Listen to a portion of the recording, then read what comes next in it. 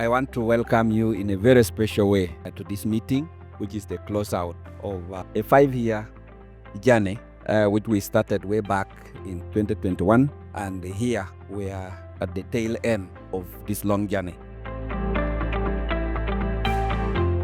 Today is a climax of a journey where lives were impacted, lives were saved, young people were supported to make right choices, which has taken them to places. Young people have been empowered to hold right holders or decision makers accountable. Young people have been empowered not only to make investments in sexual and reproductive health and rights, but they have also been empowered economically. Right here, right now, celebrates over changing bylaws aimed at retaining young people at school.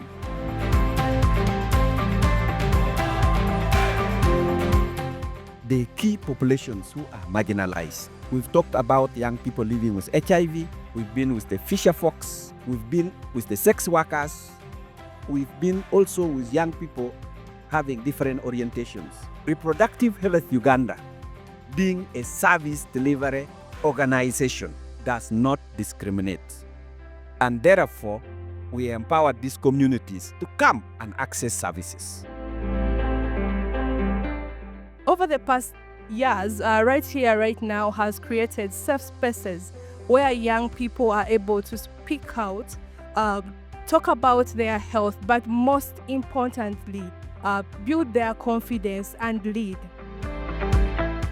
It has built our confidence and amplified our voices in communities like schools, health facilities, and at the national level.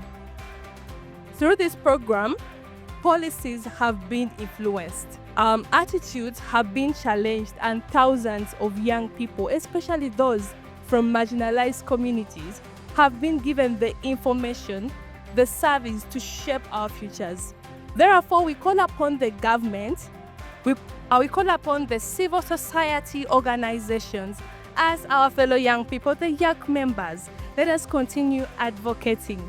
Most importantly, we call upon the donors to sustain and build on this momentum. Let us make sure that we continue advocating for youth leadership, but as well as implementation of policies, making sure that every young person, despite their status or wherever they come from, they are able to enjoy their rights to their full potential without any discrimination.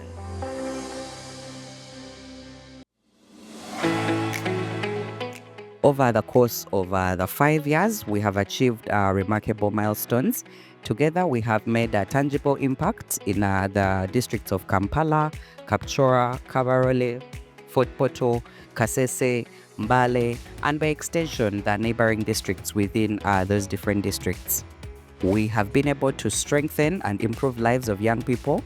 We have improved resilience in our communities, and our collaborative spirit has been a powerful driver, bringing together diverse partners and voices and allowing us to reach further and respond more effectively.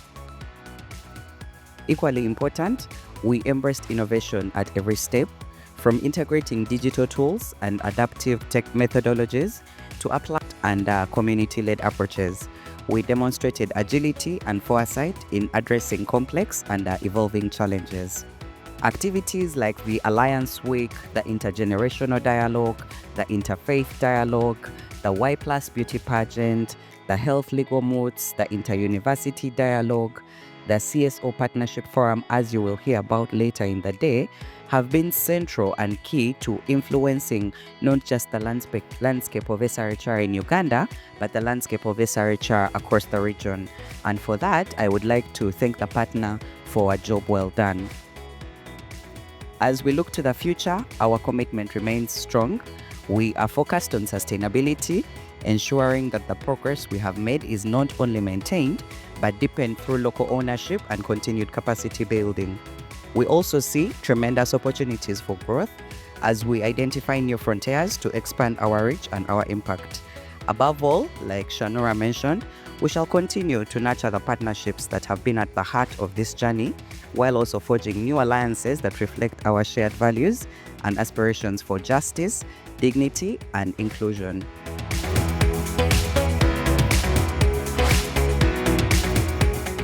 What we're doing here today is not just to reflect on what has been achieved, very much also on how can we maintain this.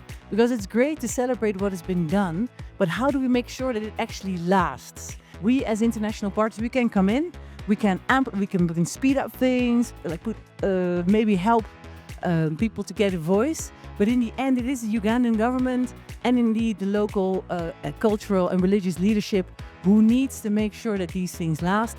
And it is the young people who need to keep them accountable. This has been a vision of the Netherlands for a long, long time. And our collective belief back home is rooted in the power of young people. That doesn't mean that they have it easy necessarily, because there's always the intergenerational conflict. There's always the feeling that your parents don't understand you and your government doesn't understand you.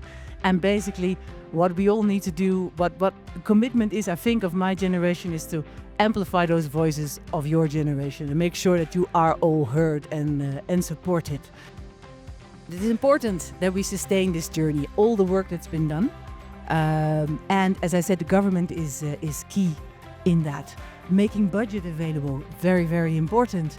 Making sure the rules and regulation are in place and that are also implemented. And as I said also, again, the cultural leaders. And of course, the young people. Every part of it they need to help make up the plans, execute the plans. They need to be here. And I think, again, this program showed that is very, very, very, very possible. And let us continue this journey, speaking with one voice for freedom and respect and equality. And let us ensure that the legacy we celebrate today becomes the foundation of even greater impact tomorrow.